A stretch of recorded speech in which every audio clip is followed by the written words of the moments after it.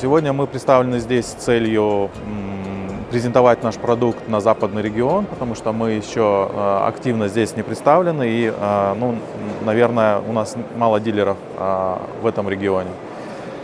Наша задача показать продукт, указать нашим партнерам, что такой продукт есть на рынке Казахстана, есть складские остатки. У нас склад сейчас открыт в Алмате, постоянно действующие, мы отгружаем во все регионы.